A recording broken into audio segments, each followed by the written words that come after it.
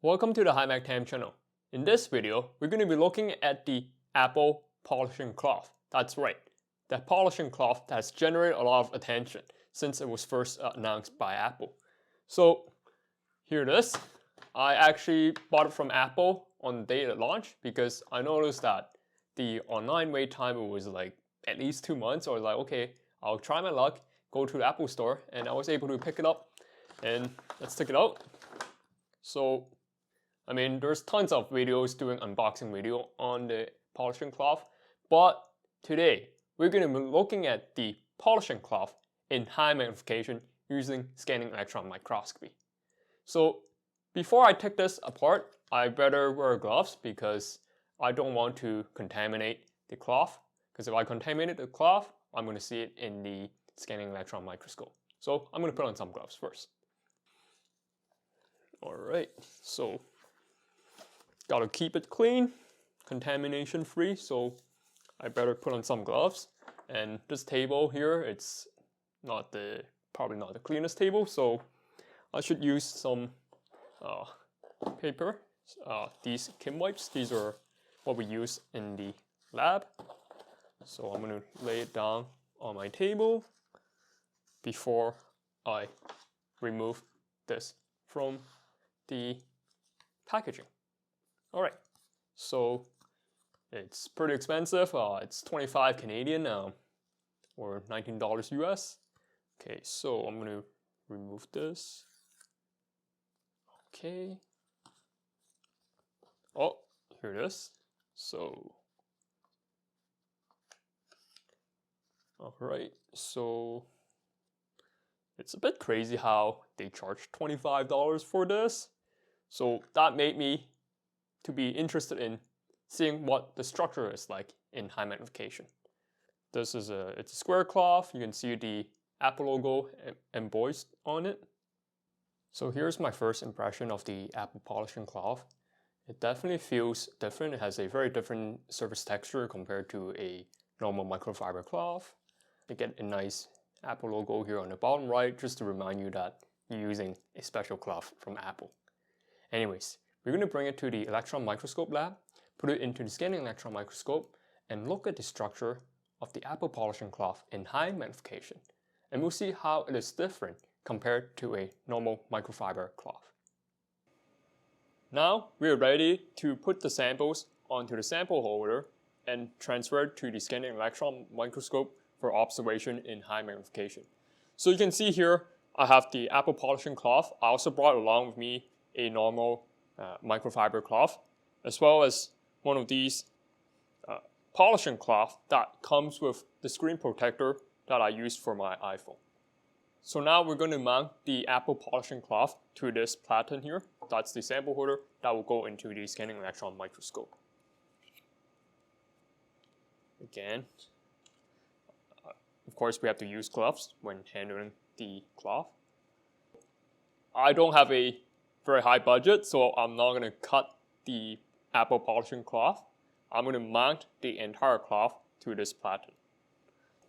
It's a little bit oversized, but it's fine, it will still fit in. I'm going to use this copper double-sided tape to mount the sample.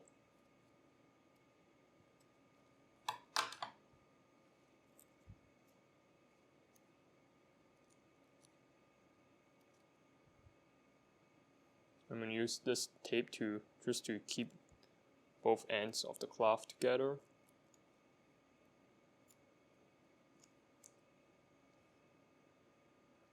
So it's double-sided, it should stick. I'm going to put one more piece on the other side.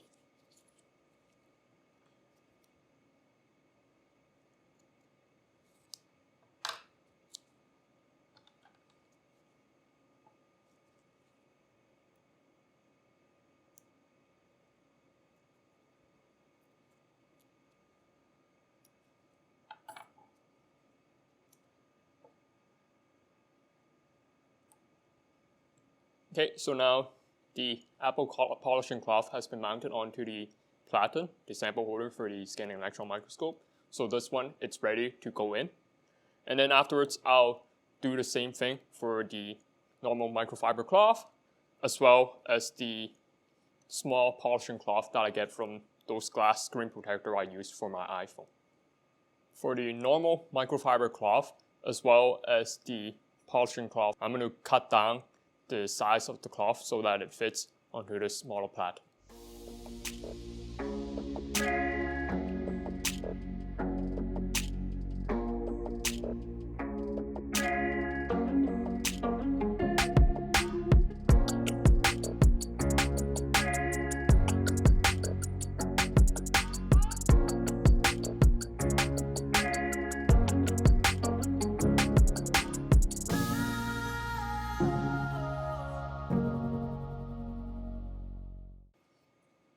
And here it is.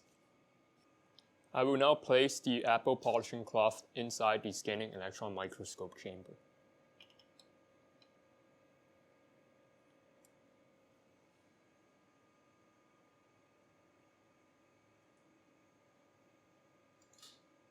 Now that the Apple polishing cloth is inside the scanning electron microscope chamber, we have to pump down the chamber before we can observe it in high magnification. Now the scanning electron microscope has reached to the desirable vacuum level, so now we can observe the specimen, which is the Apple polishing cloth, in greater details. Right now we're at 100 times magnification. This is a fast scan. It's a little bit noisy, so I'm going to run a slow scan to get a better feel of what this cloth actually looks like. We can see that there are some micro scale size fibers, and there's a larger scale structure which doesn't look like it's fibers. It's better shown here on the image on the right. You can see these larger features. I believe that's what's holding the cloth together. Now let's go to higher magnification. We're at 200 times magnification.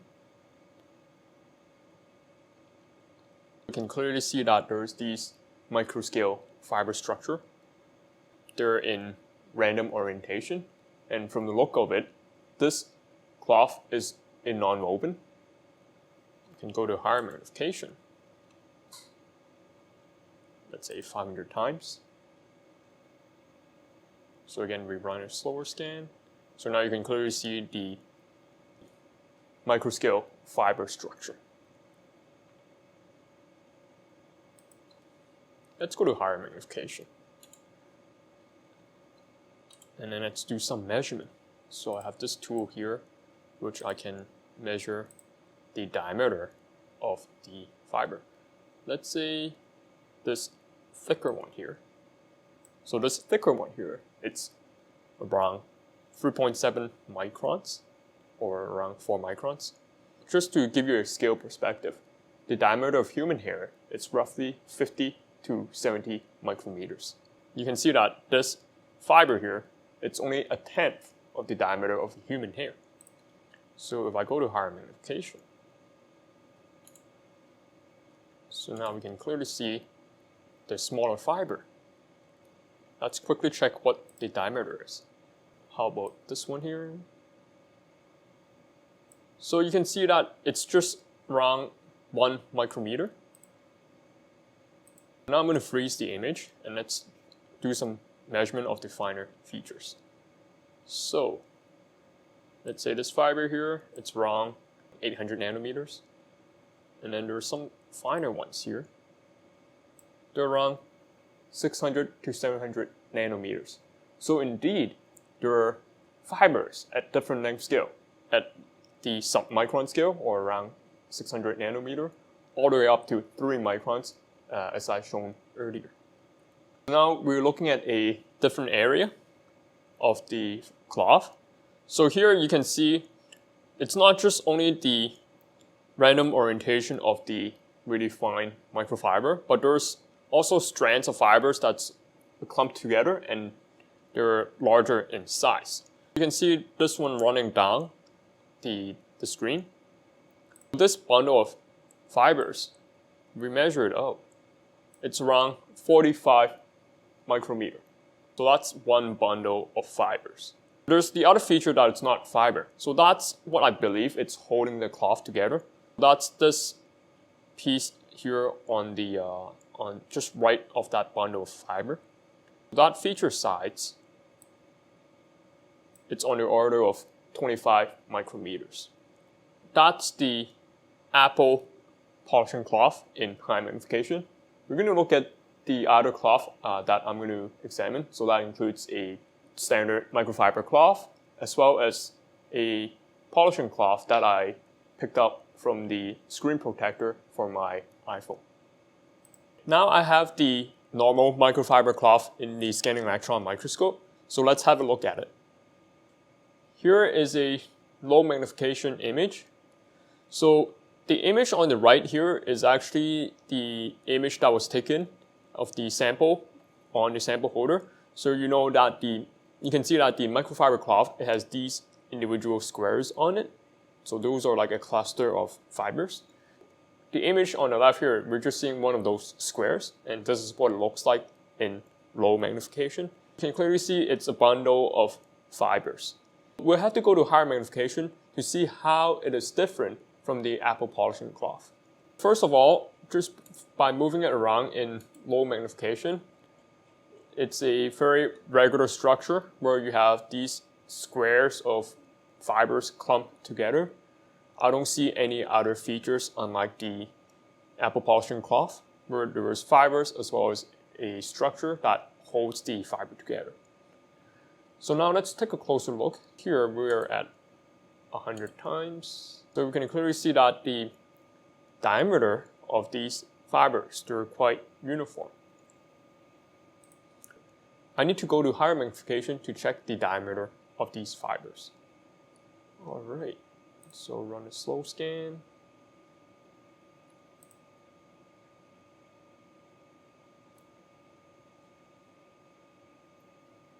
Again, I'll use a measurement tool to determine the diameter. So let's measure this one. This is around 6 microns. How about this one here? This one is around 5 microns. And let's try this one here. So this is 7 microns. So I would say the average diameter of the normal microfiber cloth, it's around 6 microns. So they're very uniform, unlike the Apple polishing cloth where it comes in a range of fiber diameter. Also worth noting is that the geometry of the fiber on this microfiber cloth, they're not as round, or it doesn't look like it has a circular cross-section. Instead, the surface of the fibers, they're quite flat, and it seems like it would have like a square or rectangular cross-section instead of a circular cross-section. So these are the major differences I see on the microfiber cloth compared to the Apple polishing cloth. Now we're going to look at the polishing cloth that came with the glass screen protector I got from my iPhone. Here you can clearly see from this image we're at the center of that small piece I cut off. So now I run a slow scan to see the image clearly. So right now we're at relatively low magnification at 60 times. Right off the bat you can see that this cloth is woven. It's knitted together, as you can see. Compared to the Apple polishing cloth, that one it's not a woven structure, it's a non-woven. So that's the major difference I can see right away. Now let's take a look at higher magnification and look at some of the features.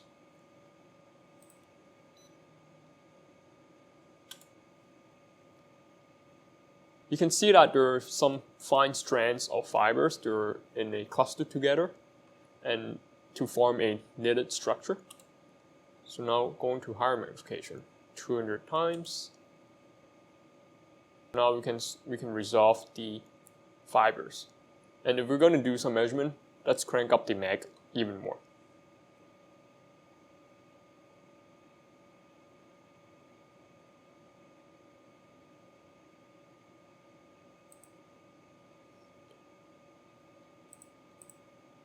Okay, now I have freezed the image. Let's do some measurements.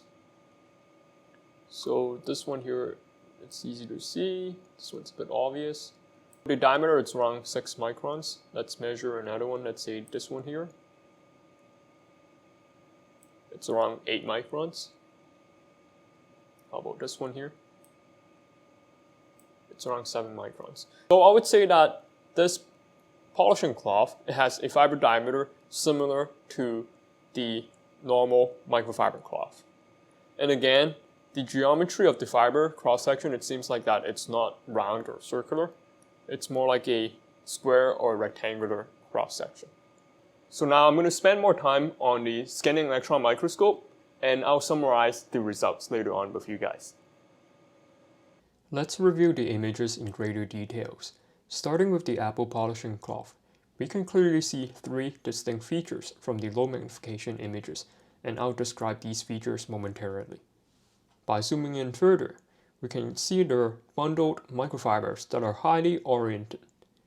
The individual strands of the microfibers are about 1 micrometer in diameter, and the bundle is about 20 to 30 micrometers in diameter. Looking at another region, there are microfibers that are randomly oriented, and they're not bundled together. The looseness of the microfibers give the cloth the soft, fluffy feeling. Since these fibers are loose and randomly oriented, it provides a large surface area for the cloth to pick up dirt and contaminants when used to clean the display of your Apple products. Finally, the large feature that does not resemble fibers is what I call the frame, which provides the structural support of the Apple polishing cloth. It is holding the fibers of the cloth together.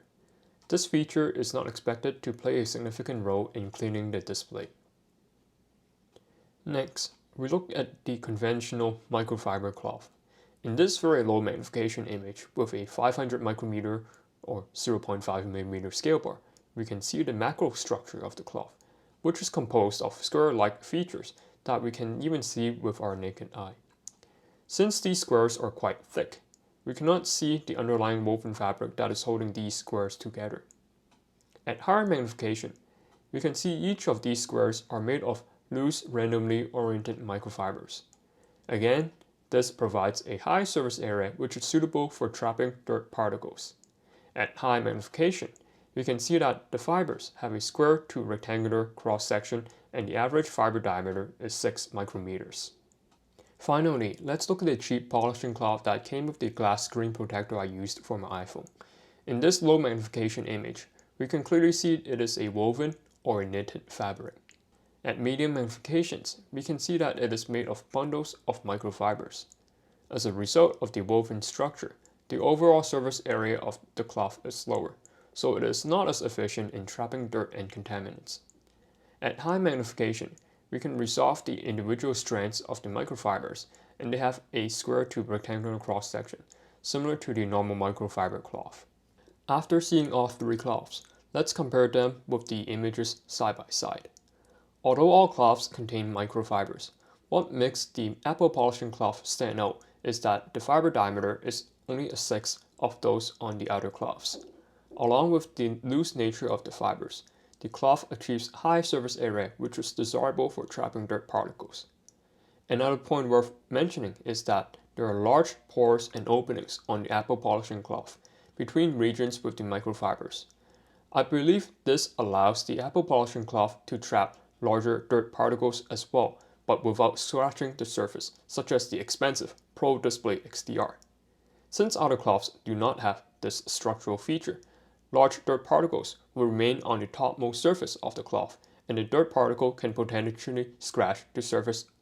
Now that we have observed all three cloths in detail, let's talk about why Apple is charging us so much for their Apple polishing cloth. The first reason is the premium that you always have to pay for all Apple products, aka the Apple tax. The second reason is the complex stochastic structure of the Apple polishing cloth. Designing a manufacturing process that creates a cloth with features from the submicron scale all the way to hundreds of microns is not a trivial task.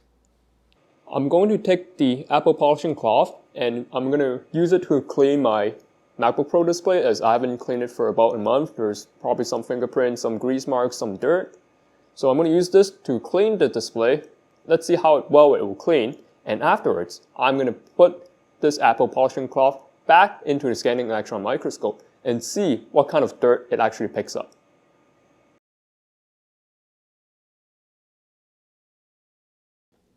Overall, the Apple polishing cloth did a fine job cleaning my dirty MacBook Pro display, which had dust, some grease marks and residue of the cleaning solution I used previously.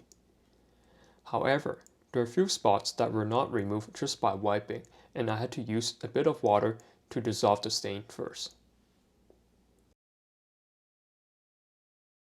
It was obvious that my MacBook Pro display was in a better shape after several wipes with the Apple polishing cloth, and the dirt must end up on the cloth. Here are the low magnification images. You may have to squint a bit first to see where the debris are. If you don't see it, I've circled them here. Going to higher magnification, you can see that the dirt particles are about 20 micrometers in size. Here is another region with more trapped contaminants. I took a step further and tried to identify the elemental composition with energy dispersive X-ray spectroscopy in this region. The cloth is a polymer, so there's no surprise seeing carbon everywhere. The particles I see contain sodium, potassium, calcium, and chlorine. The spatial distribution of sodium and chlorine matches quite well, so that particle is likely to be salt. My guess is that the salt, along with the potassium, are from the fingerprint and grease marks I removed from the display. Calcium is most likely dust from the environment. I hope you guys like this video on analyzing the Apple polishing cloth in high magnification using the scanning electron microscope and the comparison with the other cloths that we'll use to clean our devices. If you guys like this video, give it a thumbs up. Also, please consider subscribing to my channel for more exciting contents in the future. I'll see you guys next time.